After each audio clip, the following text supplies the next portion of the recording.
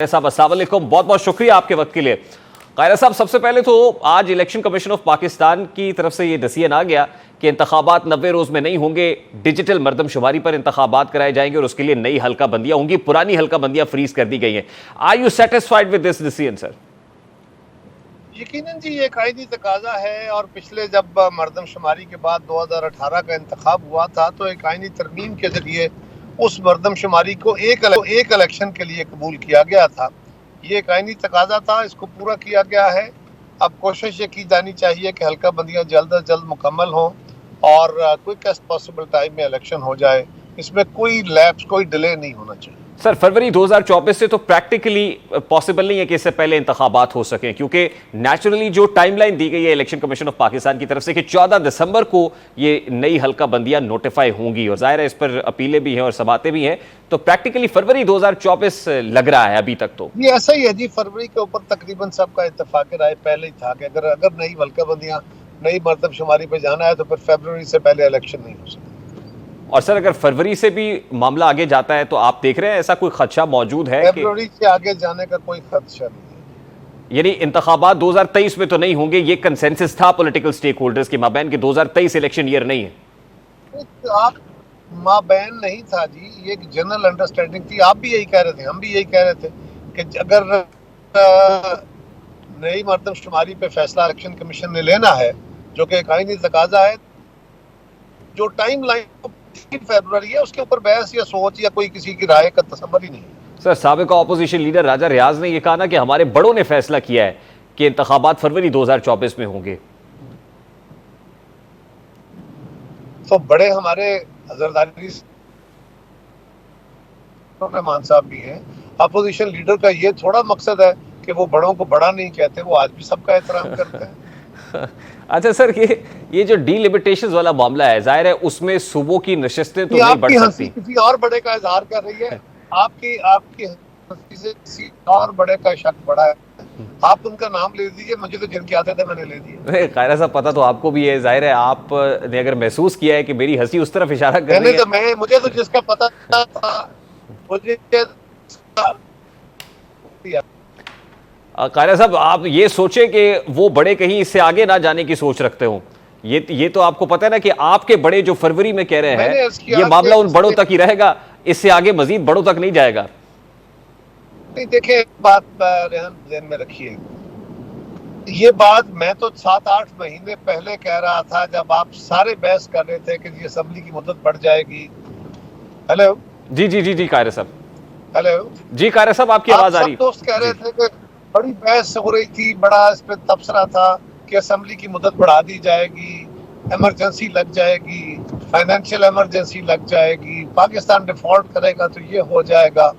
उस वक्त भी हम आपको बार बार कह रहे थे, मैं को 10-50 प्रोग्रामों में मैंने ये बात कही थी कि कोई इस बात का अमकान नहीं है, सिर्फ एक सूरत है, हल्का बंदियां मर्दमशुमारी क्योंकि कायनी तकाजा है, वो उसका प्रोसेस जारी था। उस वक्त नहीं लग रहा था कि इतने इख्तलाफात के बाद ये मर्दमशुमारी इत्तेफाक राय से पास हो जाएगी, लेकिन अगर सारे सूबों के तहफ़्फ़ुज़ात एड्रेस हुए, मर्दमशुमारी नोटिफाई हो गई, तो मैंने पहले कहा था कि इसकी वजह से अगर थोड़ा बहुत इलेक्शन लेट हो तो हो, और कोई वजह नहीं है। और ये कायनी तकाजा है कि 2017 का फैसला है, 2018 में होने वाली तरमीम का फैसला है, लिहाजा अब मुझे कोई जवाब ही नजर नहीं आता कि इलेक्शन को किसी भी वजह से डिले किया जाए। कायरा साहब, मैं इस तरफ तो आता हूं कि ये जो डीलिमिटेशंस हो रही हैं ये भी जुज़वी सी डीलिमिटेशंस होंगी, क्योंकि आईनी तरमीम तो कोई हो नहीं सकती। लेकिन उससे पहले सर ये बताइएगा कि ऐसा तो नहीं है कहीं कि इंतखाबात लेने के लिए फिर पॉलिटिकल स्टेक होल्डर्स को कोई नई पॉलिटिकल स्ट्रगल करनी पड़े? मेरा नहीं ख्याल जी, जिस तरफ आपका ख्याल है, इस बात को जरा खोल के सवाल कीजिए ना, ताकि मैं खोल के जवाब दे सकूं। सर, मैं तो रेफर कर रहा हूं पंजाब के अंदर। जी जी जी जी नहीं सर, नहीं, ऐसा कुछ नहीं है। पंजाब के अंदर जो कुछ हुआ उसके बहुत जवाब दे चुके हैं। पंजाब के अंदर जो हुआ वो बदनीति पे मबनी फैसला था। अदालत के अंदर वो केस गया, अदालत के अपने जजेस ने अदालत के फैसले से इख्तलाफ किया, पार्लिमान ने उस पर अपनी राय दी। एक सूबे को सारी जमातों ने सिवाय PTI के, इवन जमात इस्लामी ने भी उसको पाकिस्तान के लिए ज़हर कातिल करार दिया था। उसकी एक और सूरत थी, वो आईनी तकाजे की बात नहीं थी, ہاں یہاں پہ ایک اور صورت ہے، اب اسمبلیوں کی مدت پوری ہو چکی ہے، کوئی جواز نہیں ہے کہ الیکشن الگ الگ ڈیٹوں پہ کرائے جائے یا آگے پیچھے اس میں ہو جائے۔ لیکن سر یہ جواز بھی تو آپ نے دیا کہ 2023 میں انتخابات نہ ہو، کیونکہ سی سی آئی نے اپروول دے دی۔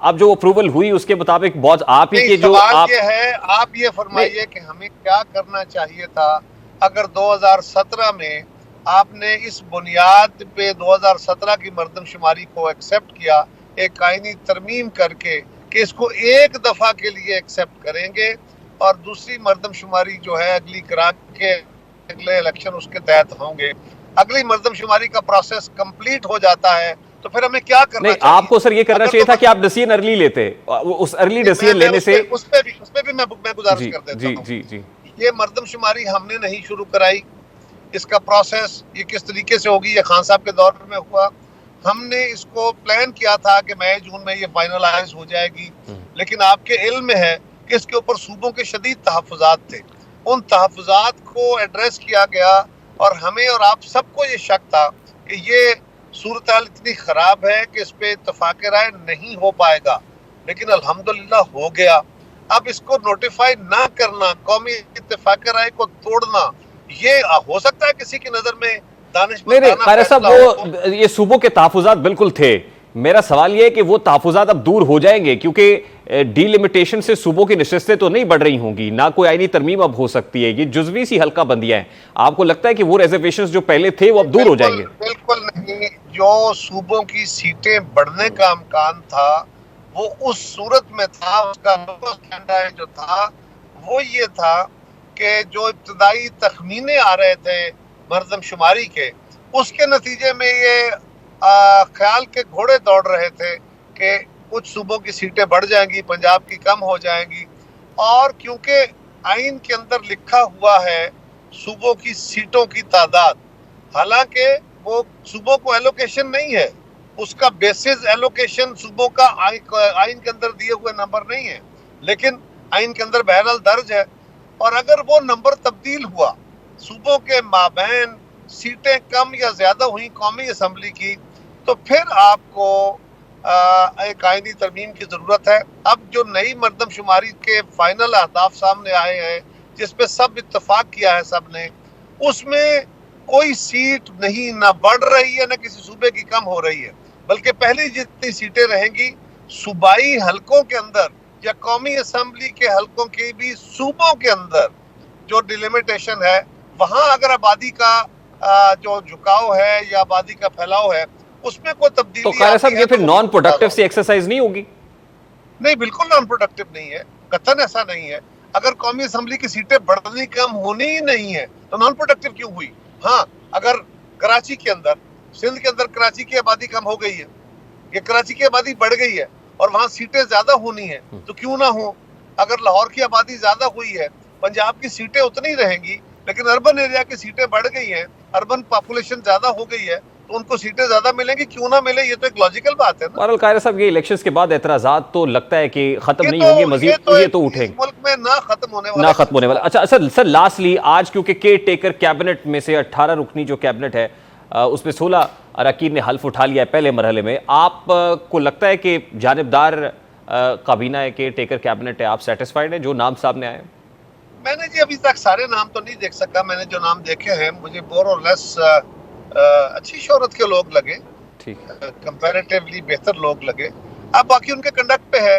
جہاں تک الیکشن کا تعلق ہے وہ تو اپنے اپنے کارکردگی دکھائیں گے، پتہ چل جائے گا، دیکھیں گے، آپ بھی دیکھ رہے ہیں، ہم بھی دیکھ رہے ہیں، اور توقع کر رہے ہیں کہ یہ نیوٹرل رہیں گے اور نیوٹرل ہوں گے، لیکن الیکشن کے اندر کیونکہ اس کیئر ٹیکر گورنمنٹ کا بہت تھوڑا رول ہے، الیکشن کمیشن کا رول ہے، الیکشن کرانے کے لیے یا صوبائی حکومتوں کا رول ہے، لہذا میں سمجھتا ہوں کہ ان کو الیکشن کمیشن کی سپورٹ فراہم کرنی چاہیے بس، اور پھر اپنے اپنے فیلڈز کے اندر جو اس وقت ہمارے آن گوئنگ پروسیسز ہیں اور خاص طور پہ معاشی اور خارجہ پالیسی کے اہداف طے ہیں، ان کی طرف توجہ دے کے رکھنی چاہیے تاکہ وہ جو ہمارا پیس چل رہی ہے وہ ٹھیک ہے۔ بہت بہت شکریہ قاری صاحب آپ کے وقت